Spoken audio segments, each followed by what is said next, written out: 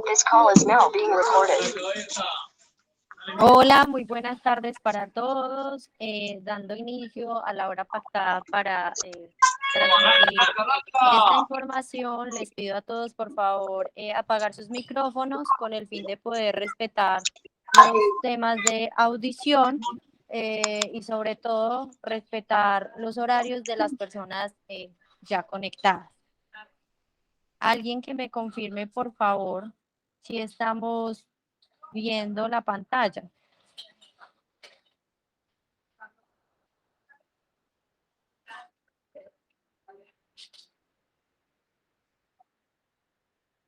Hola. ¿Alguien me confirma, por favor, si ve la pantalla?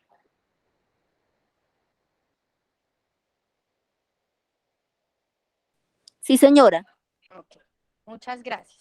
Bueno, mi nombre es Daniela Ramírez, de profesión soy psicóloga, soy la nueva terapeuta de familia de Medicol y el día de hoy quiero abordar un tema sumamente importante con los adultos y padres de niños, niñas y adolescentes. El tema es salud mental en niños, niñas y adolescentes e implicaciones de las dinámicas familiares. Si de pronto tienen alguna pregunta, pues como en este momento no veo la pantalla, me pueden, por favor, interrumpir, no tengo ningún problema. Muchas gracias. Entonces, ¿qué es la salud mental? La Organización Mundial de la Salud define la salud mental como un estado de bienestar en el que la persona afronta el estrés usual de la vida en familia o en comunidad, o como el desarrollo de las potencialidades de la persona hace parte integral de la salud pública. ¿Qué significa la salud mental? Significa la promoción de la salud, así como la prevención de problemas o trastornos mentales, el cual debe trascender como de la tradicional separación de salud mental, como si esto fuera un campo aparte de la salud general. Esto pasa mucho en nuestro país y es que la salud mental está totalmente desligada de la salud física y ahí es cuando pues hay un completo dinamismo porque muchas de nuestros problemas o dificultades que tenemos en nuestra salud mental repercuten constantemente obviamente y se reflejan en nuestro estado físico. ¿Cuál es el objetivo de este tema? Es identificar y abordar los factores propios de cada ser humano, especialmente en la etapa del ciclo vital, en la niñez y en la adolescencia, y fortalecer las estrategias de afrontamiento ante las condiciones propias de vida. ¿Cuáles son los factores principales y los temas que vamos a abordar hoy? Si tienen alguna pregunta, ya saben que pueden realizarla. Entonces, el primero son las pautas de crianza, luego los estilos parentales, luego la inteligencia emocional, la comunicación asertiva, el uso de pantallas y la prevención del suicidio. Esto en el marco y en el orden de poder contribuir a la salud mental de niño, niña y adolescente. ¿Qué son las pautas de crianza? Entonces son las estrategias comportamentales y sociales basadas en un enfoque normativo utilizados por los padres para fomentar el desarrollo personal del niño, niña y adolescente. ¿Cuál es el objetivo de generar pautas de crianza? Es tener un desarrollo adecuado en las diferentes áreas de ajuste interpersonal. Es decir, que el niño, niña y adolescente presente un proceso adaptativo adecuado o inadecuado, ¿cierto? Pues en este caso, si no hay unas buenas pautas de crianza, el proceso adaptativo es inadecuado y puede ser el causante de problemáticas a nivel psicosocial. Recuerden que nosotros como estructura o esquema que se construye a raíz de la imagen o de aquello que nos enseñan nuestros padres en la niñez, es que vamos elaborando nuestros esquemas adaptativos o desadaptativos. Entonces los adultos son los referentes de la normatividad, de la autoridad, del respeto, de la autoridad, de todos estos factores que incluyen o que afectan pues el tema de ser o de comportarse, digamos, socialmente adaptable a una sociedad o de presentar dificultades en esta. Entonces, las pautas de crianza vienen ligados a los estilos parentales. ¿Qué son los estilos parentales? Son los modelos y las formas de aplicar estas pautas de crianza. Es decir, todos los seres humanos o digamos los estilos o los núcleos familiares tienen varias maneras o dinámicas de interactuar. Entonces tenemos el primer estilo parental que es el permisivo, ¿sí? El estilo permisivo se evidencia con un alto componente de afecto, poca disciplina, pocos límites, bajo nivel de normas, ausencia de medidas correctivas y de sanción. Es decir, este es el niño o el adolescente que tiene absolutamente todo, los cuales los padres permiten todas las situaciones, el niño o adolescente no tiene consecuencias de los actos, no tiene medidas correctivas, no asume las consecuencias o las implicaciones de cometer un mal acto o un buen acto. No hay un control ni una supervisión adecuada sobre los comportamientos del niño y adolescente. Y cuando alguien entra a impartir la norma, los padres sienten que están siendo, digámoslo, desautorizados. Entonces, muchas veces dejamos como al cuidado de otras personas que no tienen una figura de autoridad a nuestros hijos, y esas personas pues obviamente no tienen una figura de respeto, de autoridad, por lo cual no pueden cumplir las normas. Entonces, estos niños, niñas y adolescentes son generalmente pues son los padres que dan todo a sus hijos, no establecen límites o normas, acceden a todas las peticiones del niño, niño adolescente para evitar el conflicto, prefiriendo complacer antes de corregir. Ejemplo, usted tiene un castigo y no puede salir este fin de semana. ¿Y qué hacen los papás? El adolescente se para en la puerta, perdón, a decir, por favor, papá, por favor, por favor, hasta que llega un punto de colapso que dices, aquí, váyase para que ya no tenga, ya no me estrese más, váyase, pero obviamente complazco antes de corregir. ¿Cuáles son las principales consecuencias? La inseguridad, el déficit en seguimiento de normas, la baja autoestima y la inmadurez emocional. Entonces, estos son los niños, niñas y adolescentes que cuando crecen son los adultos en los cuales no son capaces de adaptarse a un medio, sea un trabajo, una escuela, una universidad, una relación de pareja, porque obviamente nunca estoy acostumbrado a que me instauren normas o reglas, y sobre todo a que como mis padres me lo dieron todo, como mis padres permitieron todo sobre mí, yo, digamos que el mundo me debe rendir a mi pleitesía y el mundo debe ser permisivo conmigo. ¿Hasta ahí tienen alguna duda?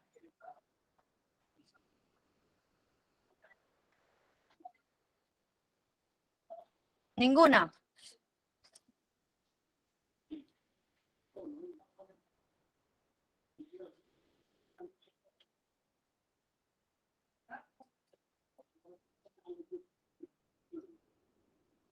¿Aló? ¿Tienen alguna duda hasta ahí? Ok, bueno.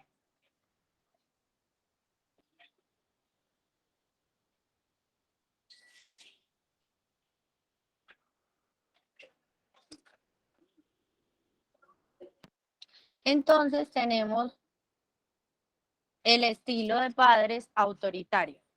El estilo de padres autoritarios son padres que ejercen el exceso de control y autoridad sobre sus hijos, sin opción de negociar. Sus normas son rígidas, son sesgados por sus propias razones y por lo general utilizan el exceso de medidas coercitivas, es decir, hay más castigos que premios. Las principales consecuencias son la rebeldía, el déficit de control de impulsos, la oposición, el bajo nivel de negociación, agresividad y baja autoestima, entre otras. Es decir, los padres que ejercen un estilo parental autoritario están formando unos hijos con el fin de regirse completamente a la norma y de tener inflexibilidad cognitiva. Entonces, si es blanco, si es negro, y no tengo ninguna discusión. Cuando ese adulto crece, son obviamente adultos con un nivel de autoexigencia muy alto, por ende un nivel de autocastigo muy alto. Esto genera inseguridad y culpabilidad por no cumplir las expectativas de los padres. Ok. Perdón. El estilo de padre sobreprotector. Entonces son los padres que interfieren constantemente en la exploración y el desarrollo de los niños. Están pendientes todo el tiempo de lo que hacen sus hijos, interfiriendo significativamente en el desarrollo, en la independencia. Es decir, entonces usted no puede prepararle un cereal, entonces usted tiene que hacer las tareas con la mamá, entonces usted no tiene independencia para escoger qué tipo de ropa se quiere poner. Dentro de las consecuencias más notorias de este estilo se encuentra la inseguridad, la ansiedad y la baja resolución de conflictos.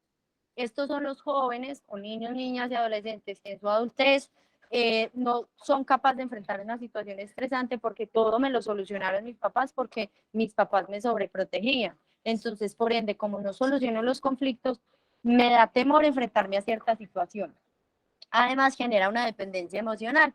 Entonces, estos son los adultos que tienen mucha dependencia, por ejemplo, en el matrimonio, de lo que diga o no la mamá. El negociador. Este es el estilo parental que más aconseja, ¿sí? Que más favorece el desarrollo adecuado de los niños. Son los padres que, por lo general, presentan un diálogo adecuado con sus hijos, permiten hablar y escuchar lo que ellos tienen para expresar, presentan adecuada regulación emocional, dialogan constantemente compartiendo tiempo de calidad con sus hijos. Es decir, los otros estilos anteriores mencionados, digamos que no son los más sanos para contribuir al desarrollo, porque ni el permisivo, ni el autoritario, ni el sobreprotector generan o contribuyen a la autorregulación emocional del niño, niña, adolescente, que a largo plazo se va a ver reflejado en la adultez. Y esto es lo que fomenta o no el desarrollo de la inteligencia emocional. Entonces, ¿qué es la inteligencia emocional? Son las capacidades y habilidades psicológicas que implican el sentimiento, entendimiento, control y modificación de las emociones propias y ajenas. Es decir, la capacidad que tengo yo como ser humano de gestionar la emoción y de controlarla y sobre todo de no incidir en otras conductas. Una persona emocionalmente inteligente es aquella que es capaz de gestionar satisfactoriamente sus emociones y de lograr resultados positivos, especialmente en las relaciones con los demás, sobre todo en las situaciones de alto estrés. Es decir, lo que más nos cuesta a todos nosotros los seres humanos de la inteligencia emocional es gestionar las emociones en las situaciones estresantes. Entonces tenemos que la inteligencia emocional tiene como 5 o 4 puntos. El primero es percibir la emoción, ¿sí? Cuando yo percibo la emoción, recuerden que las emociones no son buenas ni malas. Las emociones simplemente inciden en cómo yo las gestiono. Entonces, cuando yo percibo la emoción, comprendo esa emoción, ¿sí? Manejo la emoción y obviamente pues la gestiono. Es decir, si yo sé que algo en una situación en que me genera dolor, amenaza, frustración, impotencia, comprendo por qué, ¿sí? Manejo la emoción, ok, qué quiero generar o no, y ya luego la gestiono. Entonces, ¿cómo expreso yo mi ira? ¿Cómo expreso mi tristeza? ¿Cómo expreso el dolor? Perdón un segundito que están intentando ingresar.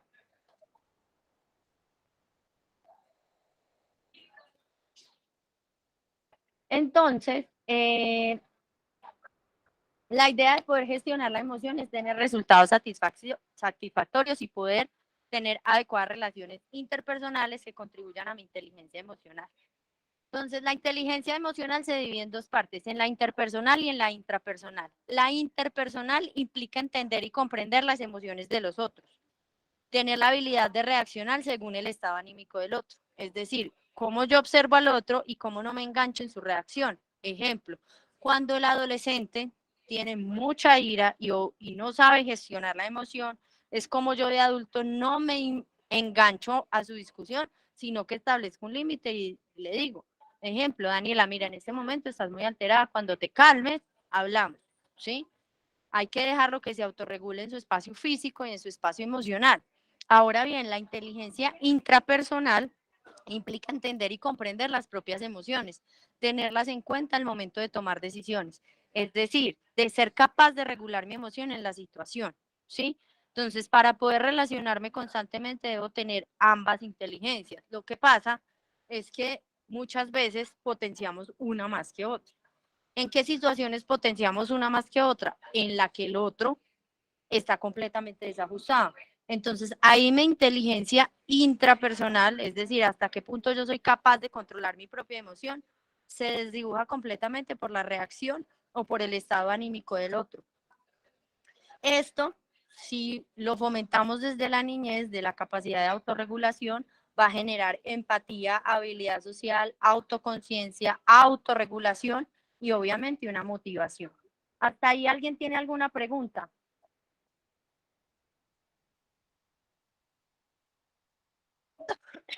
Ok. La idea para mejorar, o pues unos tips para mejorar la inteligencia emocional, primero es ampliar el vocabulario emocional, ¿sí? ¿Qué es ampliar el vocabulario emocional? Muchas veces los niños nos expresan sensación de tristeza, de frustración, de angustia, y nosotros minimizamos su emoción y obviamente no enseñamos la gestión de dicha emoción. Entonces, ¿qué pasa? Yo considero que las emociones son buenas o malas, no, porque si yo amplío el vocabulario emocional, si yo doy otras opciones de qué son las emociones, pues obviamente yo las identifico, qué situación o qué emoción se encuentra detrás de cada acto, ¿sí?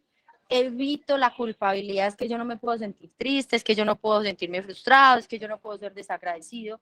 Obviamente, para mejorar mi inteligencia emocional, tengo que evaluar cuál es mi lenguaje corporal, si es una posición de desafiar, si es una posición de retar, si es una posición de maltrato, si es una posición de autoridad. Recuerden que el adulto siempre debe bajarse al nivel físico del niño, ¿sí? Si ambos nos vamos a sentar en una silla, si ambos nos vamos a sentar en el piso, si yo te tengo que mirar a los ojos, porque el adulto siempre va a ser más alto que el niño, entonces obviamente si yo quedo por encima del niño, pues verbalmente le estoy manifestando que estoy por encima de él, ¿sí? También expresar las emociones de manera asertiva. Recuerden que los niños son como una esponja y los adolescentes obviamente captan su información o captan dicha información acorde a su necesidad. Y también dominar lo que pienso para controlar el comportamiento. Es decir, la idea es que nosotros fomentemos en los niños, niñas y adolescentes la capacidad de poder identificar cómo me estoy sintiendo para poder evitar un comportamiento o una consecuencia de un comportamiento, digamos, desbordado. Pero si yo como adulto ni siquiera soy capaz de reconocer cuáles son mis emociones, pues claramente yo no tengo cómo enseñarle al niño. Alguna vez una mamá me decía, es que yo quiero hacer mucho por mis hijos. Señora, pero si usted está inestable emocionalmente, si usted no se conoce emocionalmente, si usted vive desbordada emocionalmente, pues sus hijos, ¿qué van a aprender? A desbordarse emocionalmente. ¿Alguna pregunta hasta ahí?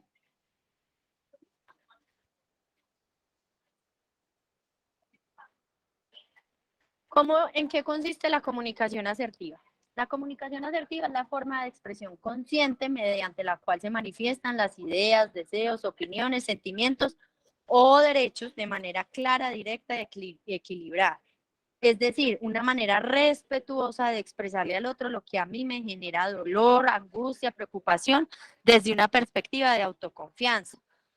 El 90% de las relaciones de pareja presentan dificultades en la comunicación, dado que la capacidad de transmitir el mensaje que yo quiero al otro no es la misma del receptor.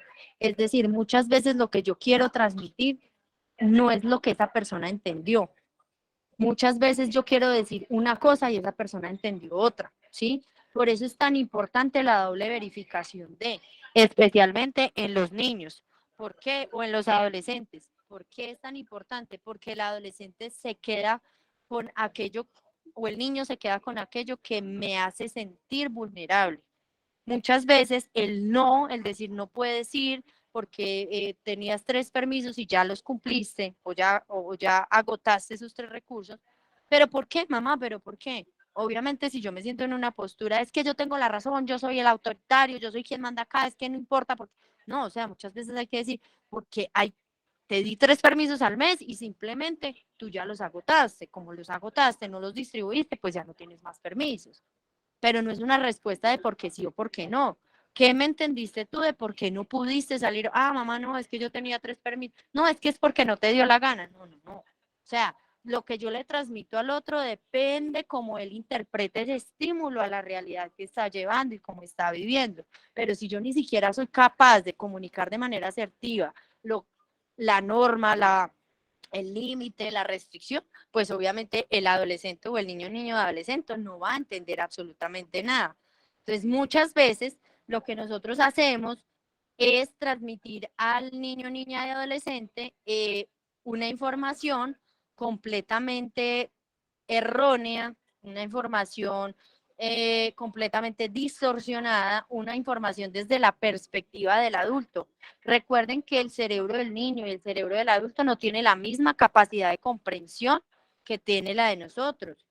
Y muchas veces las mamás constantemente me dicen, es que yo no, es que parece que él no entendiera. Sí, es que el adolescente no entiende, porque el mensaje que yo le transmito es completamente distinto al de un adulto. Ahora bien, a los niños y adolescentes hay que establecer límites con respeto y con amor. Eso no quiere decir que vamos a ser permitidos, pero ¿qué es lo que yo le quiero transmitir al otro? Una perspectiva donde él me pueda mencionar su dolor, su angustia, su preocupación, donde sea valorado, pero de manera asertiva. ¿Cuáles son las características de la comunicación asertiva? La postura corporal. Entonces, obviamente, si yo estoy chorreada en la silla y mi mamá pues está hablando, eso es una conducta que quiere decir que a mí no me importa lo que mi mamá me está diciendo. Es decir, transmite desinterés, transmite pues como que, o sea, no, usted verá qué es lo que me habla. La gestualidad, muchas personas somos muy gestuales con el rostro, entonces muchas veces me pasa constantemente, yo levanto la ceja, arrugo el ceño, pero no es con la forma de invalidar, sino lo que yo estoy transmitiendo mediante esto. La articulación, es decir, a mayor pronunciación de palabras, muchas veces el adolescente o el niño se enreda, ¿sí? Y sobre todo el tono de la voz, si yo empiezo a gritarle, si yo empiezo a, digámoslo, a cuestionar, a señalar lo que el niño me está diciendo, a decir, es que yo, obviamente, pues eso va a incidir en la manera en cómo yo me comunico. Y la reciprocidad, perdón, es decir, lo que yo le presto a usted de tiempo, lo que usted me dedica a mí en atención. Usted tiene para decirme, yo tengo para retroalimentar, ¿sí? Tipos de comunicación asertiva. Entonces hay comunicación verbal, que tiene que ver con lo dicho, es decir, tú me entendiste, hijo, ¿por qué no puedes salir hoy? Sí, pero es que eso es de mucha paciencia. Sí, papá, es de mucha paciencia. No es que un día se levante uno y diga, bueno, hoy voy a confirmar la información que me ha recibido. No, pero muchas veces hay que escoger palabras puntuales basadas en la construcción, no en la deconstrucción. Acuérdense que el cerebro siempre hay que tratar de hablarlo en positivo, no en negativo. ¿Qué es lo paraverbal? Lo que tiene que ver con la forma, pues el lenguaje corporal y con el tema, pues verbal del lenguaje. Es decir, lo que yo voy articulando mediante mis gestos, el tono de voz, el ritmo, si yo empiezo a hablarle más duro, si yo empiezo a hablarle más bajito, si yo, ¿sí?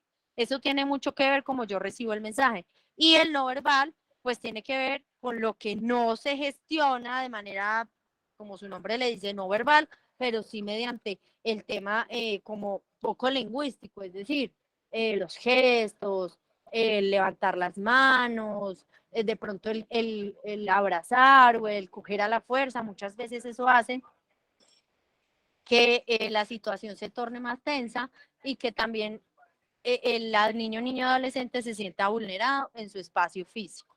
¿Hasta aquí hay alguna pregunta?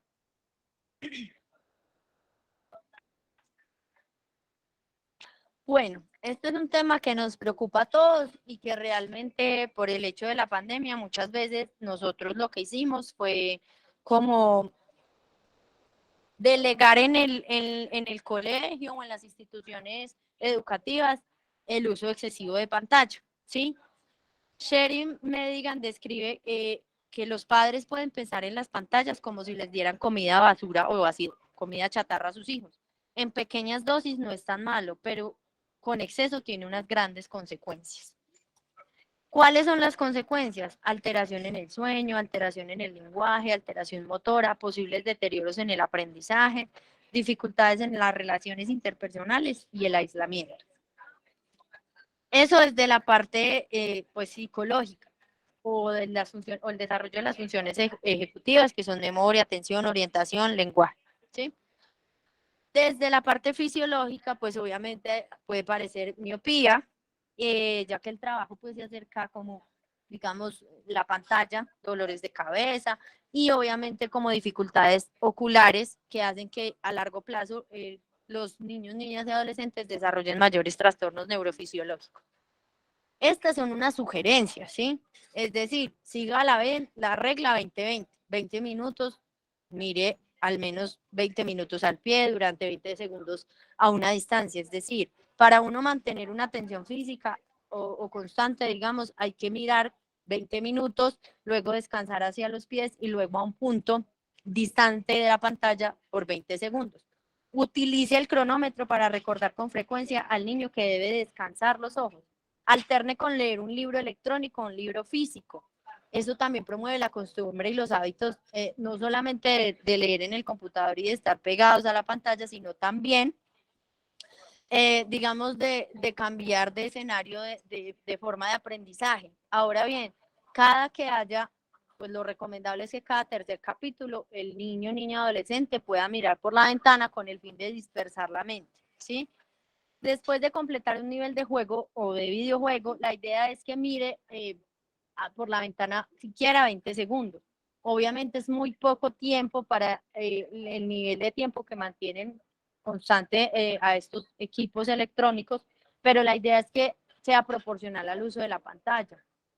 Evite utilizar pantallas a la intemperie, a iluminación brillante, donde el brillo de la pantalla puede crear su mayor esfuerzo visual. Esto es incluso en nosotros los adultos. Lo primero que nosotros hacemos cuando nos levantamos por la mañana es coger el teléfono. Y el ojo debe venir de un reposo constante, pues porque cuando uno está dormido el cerebro está en descanso, y de pasar a un uso de pantalla, o sea, de que nos caiga la luz en la pantalla, perdón, la luz de la pantalla en los ojos, pues obviamente va a generar una alteración neurobiológica donde obliga al cerebro sí o sí a despertarse abruptamente. ¿Cuáles son las recomendaciones de horas de exposición de niños, niñas y adolescentes en pantallas? Es decir, de los 0 a los 2 años, nada de pantallas. Entonces usted va en el centro comercial y ve a la mamá que el niño está llorando en el coche y tenga que le entrega el celular.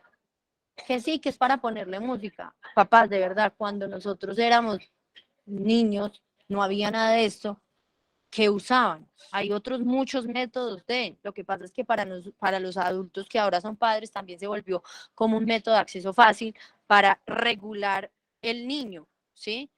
De los 2 a los 5 años, entre media y 1 hora al día. ¿Y qué hacen los papás constantemente? Ponen el niño a la pantalla, ponen el niño en la pantalla, un aproximado de el televisor, que es además de 55 pulgadas y el niño está a casi 30 centímetros de distancia, con un mico el berraco intentando ver un televisor. O sea, eso no es sano. El celular tampoco, el niño no puede tener el celular a una distancia porque es que sus ojitos apenas están en proceso de formación. Todo el estímulo visual que el niño reciba va a ir directamente al cerebro y él todavía no tiene ese filtro para entender esa capacidad de información. De los 7 a los 12 años, 1 hora con un adulto delante, nunca en horas de comida. Ah, que es que yo le pongo la vaca Lola o que yo le pongo la serie que le gusta para que él coma. O que yo le pongo el videojuego que le gusta para el que él coma. Es lo peor que pueden hacer porque el cerebro va a asociar todo el tema digital con alimentación. Entonces, la comida que ingieran realmente no les va a alimentar. De 12 a 15 años, 1 hora y media y mucho cuidado con las redes sociales. Creo que ninguno, o no sé si alguno de los padres que está aquí cumple con eso. Y más de 16 años, 2 horas. Los dormitorios no deben tener pantallas. Una vez fui a hacer una terapia domiciliaria y el niño tenía prácticamente un call center, pues el niño no, el adolescente, tenía prácticamente un call center en la casa. Entonces, ¿qué tenía? La pantalla gamer, el computador gamer, el televisor, el iPad, el computador, el celular. Ese niño tenía una atención completamente dispersa, tenía parlantes, tenía, eso se llama internet como de fibra óptica, bueno, una vaina para que pudiera jugar. El niño, el adolescente, perdón, no salía de la habitación, o sea, no relacionaba. Pero es que la excusa de los papás es que el adolescente estaba en la casa. Sí, estaba en la casa, pero ¿bajo qué condiciones estaba en la casa? Aislado completamente, en un mundo irreal, porque ¿qué es el mundo digital? Es la realidad que no puedo vivir y que ahí canalizo, desfogo, interpreto y hago mil cosas más. Entonces, papás, esto es una lección o esto es un proceso de aprendizaje en donde debemos resignificar la autoridad. Pónganse a pensar y las diferentes métodos, estrategias que usamos para poder enseñarles a autorregular a los niños y adolescentes. ¿Qué nos daban a nosotros? Porque es que en nuestra época no había esto. Y cómo funcionamos y cómo se generaba el relacionamiento.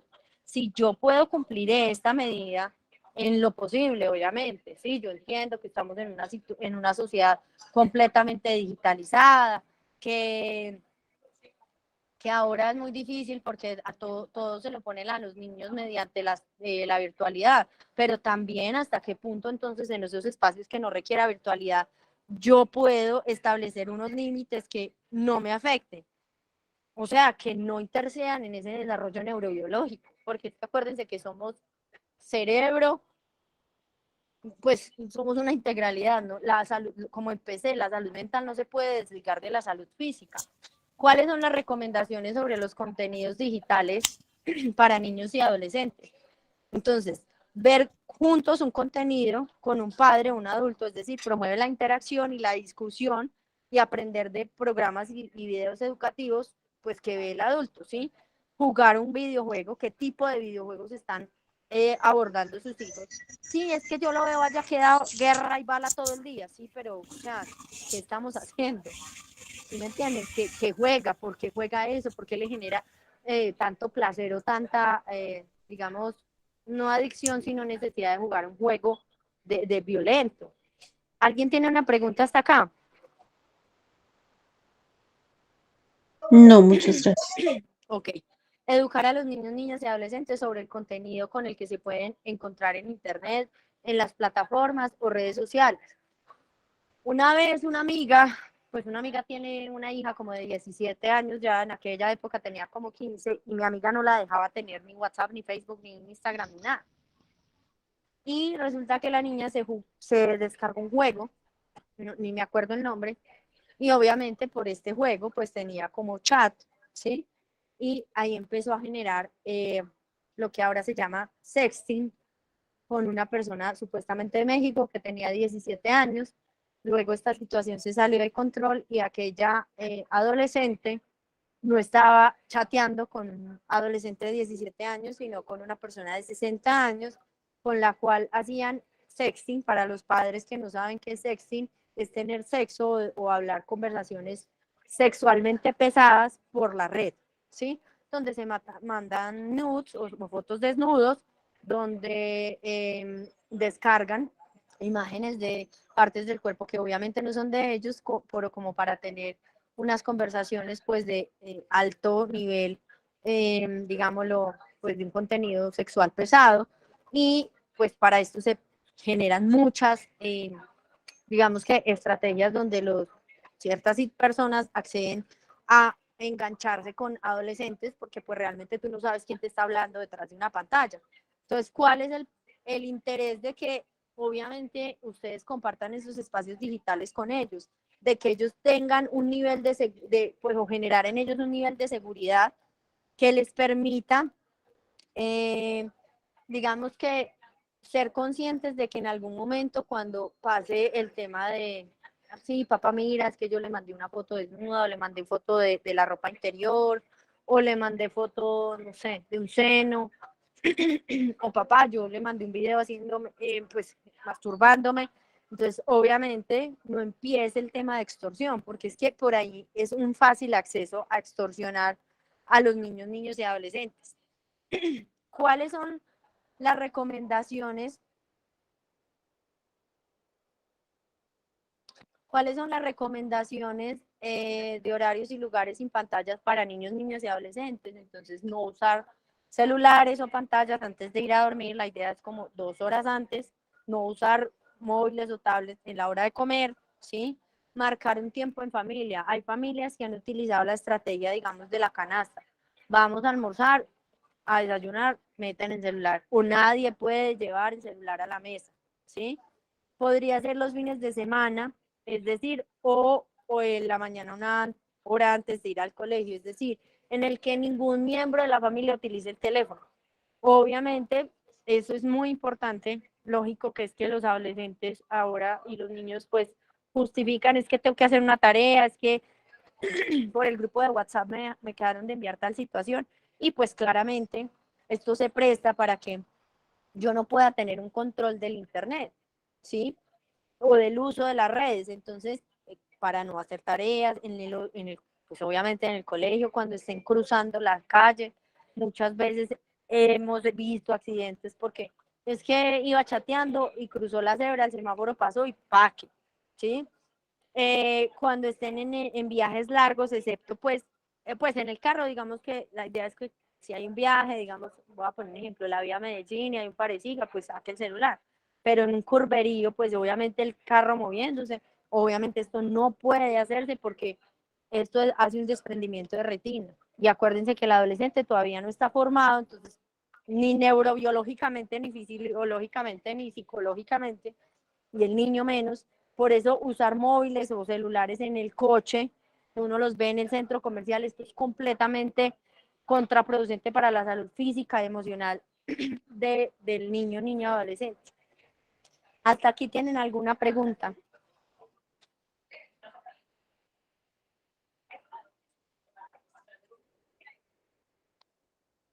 ¿Alguna pregunta, alguna sugerencia, alguna inquietud? ¿Alguien que nos quiera comentar algo?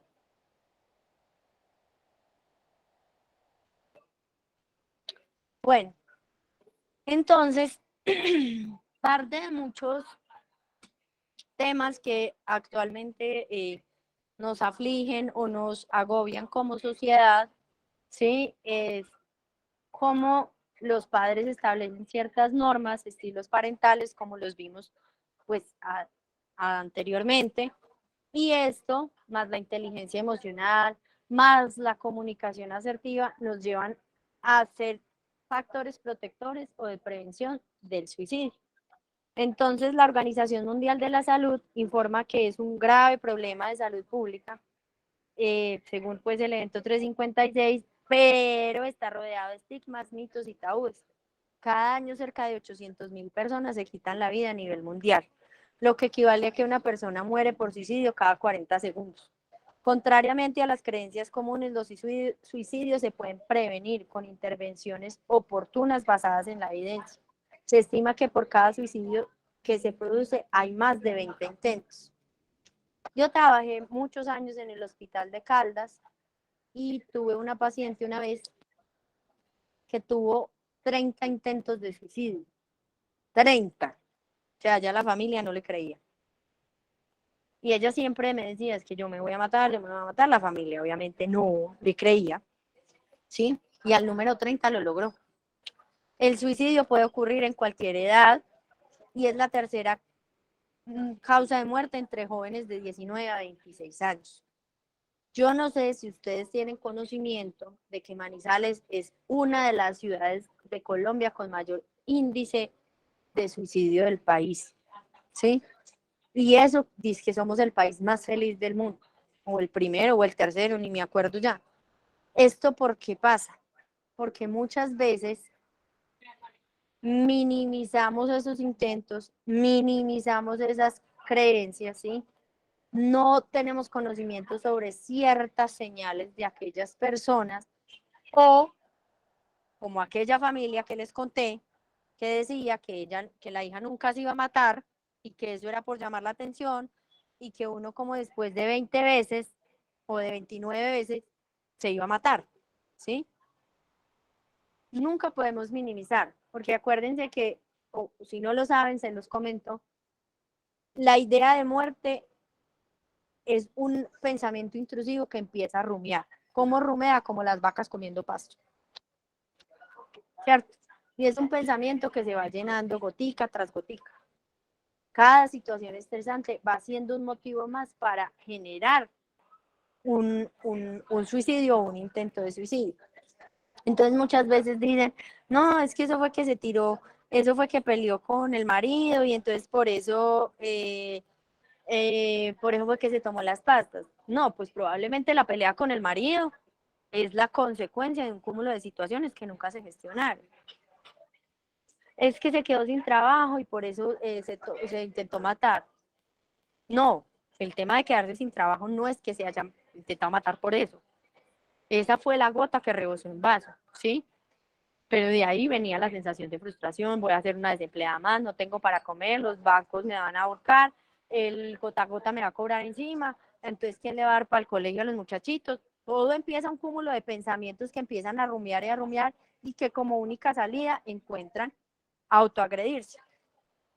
¿Cuáles son los factores protectores? Pues los personales, es decir, de cada individuo, es la resolución de conflictos de manera asertiva, las habilidades sociales, los hábitos de vida saludable, la confianza en sí mismo, es decir, en su capacidad propia de afrontar la situación o de reconocer o no sus logros o errores, ¿sí? Y muchas veces las creencias religiosas y espirituales. Esto es sumamente importante para los que son ateos, agnósticos. Aquí no estamos hablando de un tipo de religión o de un tipo de creencia, estamos hablando de que esto es un factor supremamente protector para evitar el suicidio. Es que yo no me mato porque si yo me muero, Dios me va a castigar, ¿sí? Muchas veces se vuelve un factor protector. Muchas veces cuando este esquema o esta creencia religiosa está tan distorsionado o son tan arraigados a la conducta rebelde o algo, pues obviamente entonces yo me mato para ir al infierno, ¿sí? Pero esto depende y esto se puede evidenciar como un factor protector en la esfera personal. En la esfera familiar, pues tener adecuada relación con los miembros de la familia y apoyo de la familia. Pero apoyo de la familia no es lo siguiente. Mi hija, póngale voluntad. Está triste, no esté triste. No sea desagradecida con la vida. Mire que usted lo tiene todo. Usted es una mujer bonita, inteligente, exitosa profesionalmente. Eso no es un apoyo familiar. Eso es lo que mi familia me está obligando que yo debo hacer y que yo debo sentir con el fin de no sentirme mal o de encontrarle una solución a. Ejemplo, si la señora se separa del marido y entonces todas las amigas le dicen, no, mi hija, pero es que usted no es la única separada, mire, todas nos separamos hace no sé cuánto tiempo, hicimos lo uno, lo otro, es que usted no es la única desempleada de este país. Lo que pasa es que yo no puedo generalizar las sensaciones del otro frente a una situación estresante. Acuérdense que estos temas de suicidio, de depresión, esto viene acompañado de un factor neurobiológico y se lo trato de explicar a todas las personas en terapia. Nosotros somos como, nuestro cerebro es como un carro y a veces el carro necesita constante alineación y balanceo. ¿En qué sentido? En los niveles de estrés, en los niveles de serotonina, dopamina, noradrenalina, cortisol, oxitocina, que son hormonas que constantemente se bajan o se suben según ciertas cosas. Entonces, en la persona que sufre o que padece depresión y que por esa depresión tiene ideas de muerte, no es que crean que es que le falta voluntad para levantarse de la cama. No. Hay momentos en que el paciente se debe obligar a hacer ciertas cosas. Se debe obligar él mismo, ¿cierto? Pero no es como, ay, mi hija, usted otra vez triste, póngale voluntad. No, usted tiene ganas de morirse, no, no tenga ganas de morirse. O sea, eso no se soluciona así. Muchas veces solamente necesitamos escuchar al otro. Estar ahí sentados y decir, ¿qué les pasa? ¿Por qué está así? Cuente. Es que yo me quiero morir, porque la vida es una mierda, porque es que me quedé sin trabajo, mi novio me echó, me pusieron los cachos, una cantidad de cosas. Y a veces esa persona solamente necesita expresar sin ser juzgada. Ahora, los factores protectores sociales, integrarse socialmente, adecuadas relaciones con sus pares y la red de apoyo, búsqueda de ayuda cuando surgen dificultades en sus procesos. ¿A ustedes no les pasa, o no sé si tienen o no, un amigo en el que ustedes siempre llaman? Así esa persona no le soluciona nada, pero lo escucha. Esa persona que siempre va a estar ahí, ¿cierto? Uno tiene ciertas, digamos que cuando uno está en procesos estresantes o en procesos difíciles, uno siempre activa las redes de apoyo. Es lo primero que sale. Muchas veces los pares, o sea, o los iguales, son las personas que nos dicen, aquí estoy, quédese aquí. Es decir, factores protectores puede ser cualquier situación. Yo tengo una paciente de manera particular que constantemente me dice, yo no me mato porque solamente pienso en quién va a cuidar el gato. Yo me tengo que pegar del gato. ¿Para qué? Para que ella encuentre un factor motivacional y un factor protector en ese animal. Porque el día que se le falta el gato, ella no va a poder, porque es que su factor motivación es eso. Ahora bien, yo cómo empiezo a potenciar ese rol del gato en otras personas o en otras redes que no sean solo personales, familiares o sociales. También, pues digamos que es importante tener presente que prevenir el suicidio conlleva a potencializar estos factores. Miren, muchas familias se preguntan cómo puede ser esta adecuada relación, partiendo de una comunicación asertiva. Toda la mayoría de problemas que nosotros tenemos como seres humanos y en el relacionamiento es la comunicación. No recibo el mensaje que el otro me quiere dar, porque yo supongo, y acuérdense que si uno supone constantemente, actúa con base en esas suposiciones, ¿sí? Entonces, la idea de poder potencializar estos factores protectores es detectar a tiempo el tipo de problemas. No, es que yo vengo como mal con mi novio, no sé qué, no, es que yo vengo, pues en el trabajo tengo problemas, fuera de eso no me alcanza para el arriendo, ¿cierto? Uno más o menos ya va como integrando, ven, ¿y tú por qué de pronto no buscas ayuda? ¿Quieres que te lleve al psicólogo? De pronto en el colegio, tú quieres hablar con alguna profesora que tú le tengas confianza, ¿cierto? Es como yo le fomento al otro, primero que no está solo, segundo que hay muchas maneras de solucionar estos problemas y tercero que siempre las crisis van a tener una, digamos, una forma de resolverla, ¿sí? Entonces, muchas veces las personas dicen es que como el otro enfrenta la situación, no, sí, es que es de valientes matarse, no somos de valientes. Es que su única solución por el aumento de cortisol que permea el cerebro, o sea, que lo inunda, no me permite pensar más allá de la crisis. Hay dos tipos de prevenir, de manera indirecta o directa. Entonces, la indirecta es enfocar a reducir, pues como los métodos suicidas, es decir, evitar el abuso de alcohol, el consumo de drogas, las situaciones de crisis o, pues, obviamente evitar el estrés físico, perdón, la enfermedad física. Entonces, ¿qué pasa? ¿A ustedes no les pasa o es muy común que las personas cuando están entusadas, una tusa bien berraca, camine, yo la invito a tomar, camine, tomémonos mediecita para que se disperse, ¿sí? O sea, entonces yo empiezo a utilizar en el trago un mecanismo de afrontamiento a la realidad que tengo, ¿sí? Y ahí puedo generar una adicción. ¿Cuáles son esos factores de riesgo que predisponen? Hay personas que no son capaces de estar solos. Entonces, uno siempre tiene una amiga que carga, cuando está entusada, carga con ella para todo.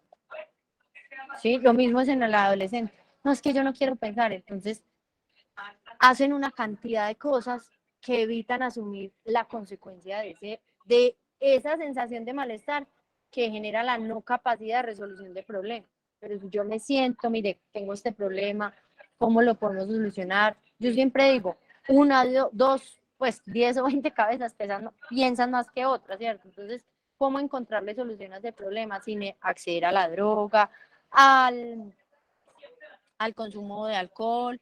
¿Ustedes no les pasa que uno siempre tiene una persona que tiene un problema o conoce uno una persona que tiene un problema y se enferma físicamente? Eso pasa porque su mecanismo de resolución es enfermarse. ¿Cuál es la prevención directa? Entonces, intervenir oportunamente las personas que manifiestan ideas suicidas. Normalmente la gente que tiene ideas de muerte no dice, ay, me quiero morir. No, empiezan como con un proceso de desapego que muchas veces uno no sabe leer esas conductas y nunca nadie le dice, oye, a ti te pasa algo, estás bien, te puedo ayudar en algo, te preocupa alguna situación, para nada, ¿cierto?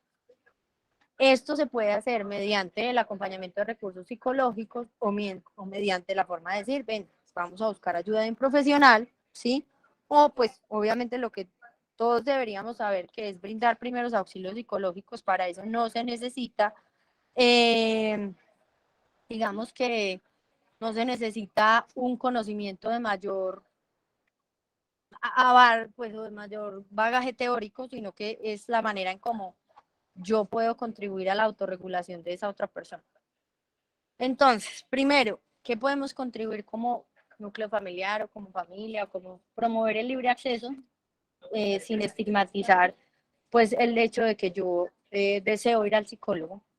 Muchas veces el mismo niño, niña o adolescente levanta la mano y dice, yo quisiera como ir a una ayuda psicológica, y los papás le dicen, pues usted acaso está loco, ¿para qué ir por allá? Los psicólogos no sirven para nada, esto es pura nada, los médicos siempre dicen que usted tiene que ser capaz, como yo fui capaz de solucionar mis problemas solo, ¿cierto? Minimizar el riesgo en los adolescentes que presenten factores como consumo de sustancias, intentos de suicidio previo, enfermedad mental, maltrato infantil, disfunción familiar, y esto influye mucho, sobre todo en los procesos de separación de los padres, ¿sí? porque tristemente la realidad es que nosotros los adultos no somos capaces de separar el rol de padres del rol de pareja, ¿sí? Y normalmente hacemos algo que se llama la enajenación parental y es que a los niños, adolescentes que son hijos de padres que están en proceso de separación, siempre los meten en la mitad. Entonces, muchas veces esta situación de un adulto me agobia tanto y por eso me empieza a ir mal en el colegio, y por eso siento que voy a perder a mi papá o a mi mamá. Entonces, empiezo a buscar como mecanismo, como la desesperanza y querer, pues, como acabar contra mí. Y obviamente, pues, trastornos de la conducta, ¿sí? Entrenar y fortalecer en el manejo de recursos personales para el manejo de crisis vitales. Si yo quiero que mi hijo tenga un nivel de autorregulación emocional, pues, ¿qué es lo primero que yo debo hacer? Aprender a autorregular.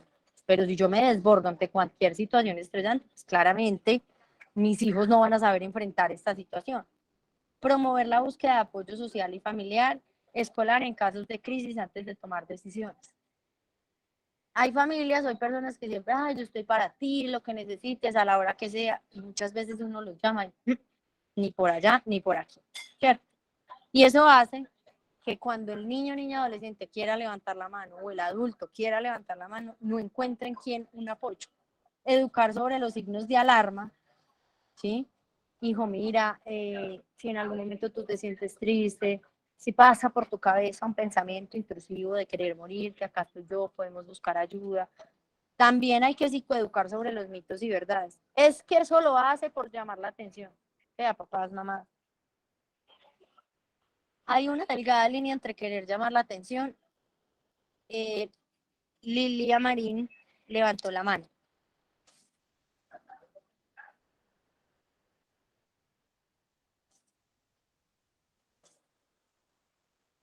Lilia. Bueno, hay una delgada línea entre cuando los niños, niñas y adolescentes usan esto como estrategia de manipulación, que nunca debe considerarse así, pues porque lo primero es identificar si hay algunos factores estresantes. No, doctora, es que nosotros nos estamos separando, pero yo lo veo normal. El niño no se concentra, el niño no va a clase, bajó el rendimiento escolar, se volvió irascible, irritable, no participa, se volvió el terror en el colegio y yo lo veo normal. Claro, obviamente todo lo que no puede descargar en la casa ni verbalizar en casa, pues entra a hacerlo al colegio, ¿sí? Este es el fin de la presentación. No sé si tienen alguna pregunta, alguna sugerencia, reclamo, queja, inquietud, participación, apunte. Buenas noches. No, pues yo la verdad encantada con la terapia de hoy. Me gustó mucho.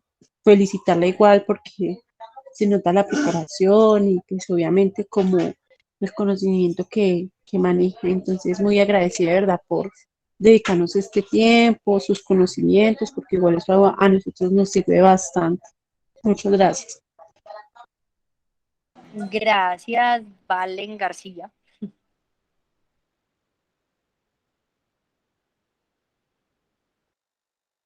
Bueno, yo quiero hacer un apunte con base en lo que de pronto vimos por aquí más adelantico. Sí, voy a volver a presentar una cosita antes de irnos, y es que muchas veces nosotros como padres tenemos un temor y hay un mito que es que cuando uno tiene hijos quiere darle a sus hijos lo que a uno le faltó, ¿sí? Y lo que a uno le faltó entonces es exceso de situaciones económicas, reemplazo de afecto por situaciones económicas, poco establecimiento de límites. Y en todo pues estas semanas que empecé mi proceso en Medicol como profesional, quiero decirles algo, papás y mamás. Los límites son amor. Ustedes son la autoridad y la autoridad no implica violencia, maltrato, gritos, desborde emocional. No. La autoridad implica una comunicación asertiva, una decisión que debe mantenerse en el tiempo y sumado a eso, siempre piensen que el decirle no a un hijo también es amor, porque ustedes le dicen no y él en la adultez ya puede entender que la palabra no existe. Pero estos personajes que nunca conocen o que no conocen la palabra no, cuando entran a una universidad, a un trabajo y alguien les dice no, pues obviamente, ¿cuál es mi primera estrategia? Retirarme del trabajo, retirarme de la universidad, es que ese profesor me la tiene montada, es que ese jefe no me quiere, ¿sí? Entonces, acuérdense que el no también es amor y el no con respeto, el no debe venir acompañado es de respeto, no de tirarle una chancla, un correazo, es que usted no, o sea, no, viene en compañía de respeto, porque muchas veces es el temor a ponerle límites, ¿sí? Y el exceso de, acuérdense lo que vimos al principio en los padres permisivos, también genera una alteración en el desarrollo y en las habilidades sociales del niño, niña, adolescente en la adultez. No sé si tiene otra pregunta, sugerencia.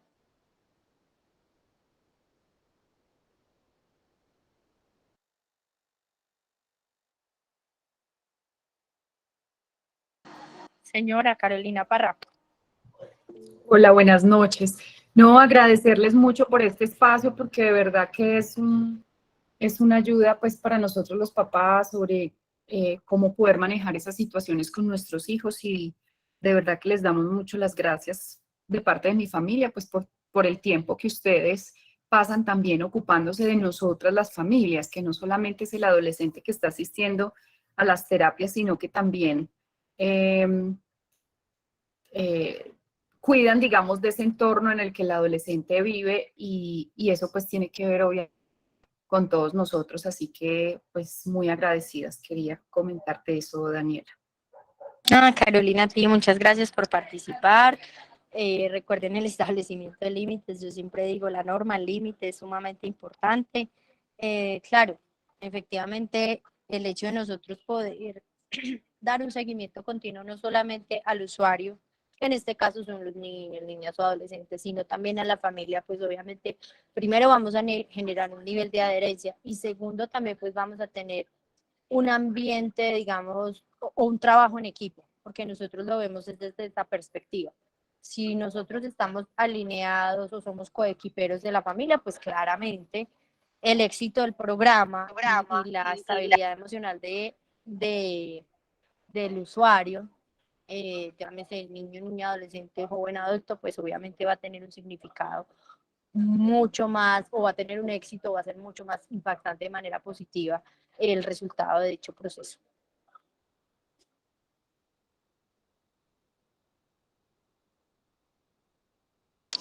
Bueno, muchas gracias para todos ustedes, que tengan una feliz noche y recuerden que siempre hay que educar con amor. Que tengan un buen día. Muchas gracias.